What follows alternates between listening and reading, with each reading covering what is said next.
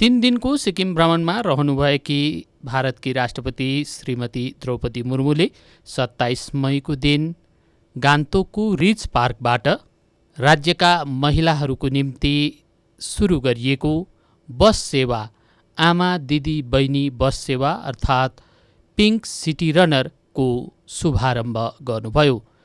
यस अवसरमा राष्ट्रपतिलाई राज्यपाल ओम प्रकाश माथुर अनि मुख्यमन्त्री प्रेमसिंह तामाङले स्वागत गर्नुभएको थियो।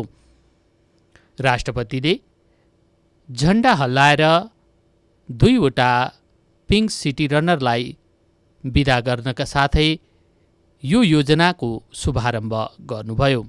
विशेष गरिकन यो पिङ्क बस दिदी बहिनी सेवाको निम्ति राखिएको छ। यो सम्माननीय मुख्यमन्त्री महोदयको एउटा ड्रिम प्रोजेक्ट हो र यो यहाँ विशेष सिक्किममा यो गान्तोकबाट स्टार्ट गरिएको छ। यसमा हाम्रो 2टा आज सम्मान्य देशका राष्ट्रपतिको हातबाटै यो उद्घाटन हुनेछ, फ्ल्याग अफ हुनेछ र यो बसमा तपाईँको 2टा बस छ। आज 4टा ड्राइभर छन् हाम्रोमा, 2टा हाम्रोमा कन्डक्टर छन् र टोटल हाम्रोमा 2टा बसमा 17 सिटर, 19मा हाम्रो कन्डक्टर पनि त्यहाँ हुन्छ र अरू पनि यो छ। अनि यसमा हामीले सुविधा दिएको छौँ कि यो सम्माननीय मुख्यमन्त्री महोदयको आदेश मुताबिक कि यसमा CCTV क्यामेरा पनि लगाइएको छ, यसमा AC फेसिलिटी छ, यसमा चार्जिङ फेसिलिटी सबै छ र हामीले विशेष नारीहरूको हितमा किन यो राखियो भनेदेखि उहाँहरूलाई एकदमै कम रेटमा छ। 25 रुपियाँ रानी पुलदेखि लिएर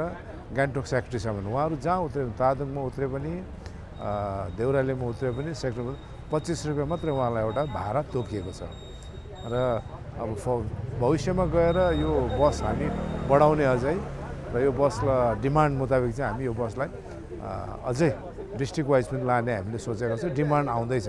सामान्य मुख्यमन्त्री महोदयलाई नै यो हामी पब्लिक डिमान्ड राखेर नै उहाँको आदेश मुताबिक र उहाँको निर्देश मुताबिक यो हामी गर्दैछौँ। फर्स्ट अफ अल त नमस्कार, म सरिता छेत्री मल्ली क्षेत्रबाट र यो सिटी रनर कुदाउन पाउँदा चाहिँ मलाई एकदम खुसी लागिरहेको छ। अन्त हाम्रो CM सरलाई धेरै धेरै धन्यवाद। अनि यो ठाउँमा म हुने थिइनँ होला सायद, हाम्रो मल्ली क्षेत्रको एरिया MLA MD सरलाई नि धेरै धेरै धन्यवाद। सुविधा त अब सेक्रेटदेखि रानीपुल सेक्रेट 25 रुपियाँ मात्रै छ यसमा चाहिँ भाडा। सुविधा एकदम सुविधा छ, चार्जिङ पोइन्टदेखि लिएर सबै छ यसमा, डस्टबिनदेखि लिएर सबै छ। त्यहाँदेखि AC फुल AC।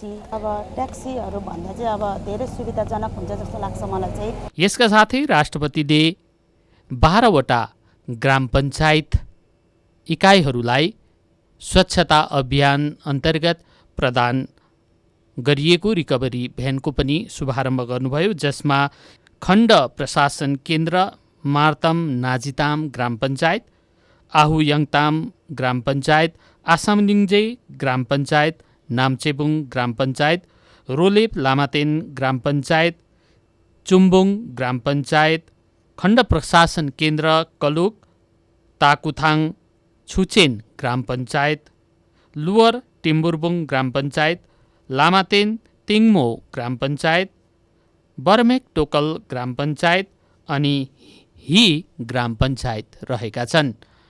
यी वाहनहरूले गाउँको स्वच्छताका निम्ति काम गर्न ग्राम प्रशासन केन्द्रलाई सहयोग गर्नेछन्। यसपछि राष्ट्रपति श्रीमती द्रौपदी मुर्मु सिक्किम विश्वविद्यालयको दीक्षान्त समारोहको निम्ति प्रस्थान गर्नुभयो।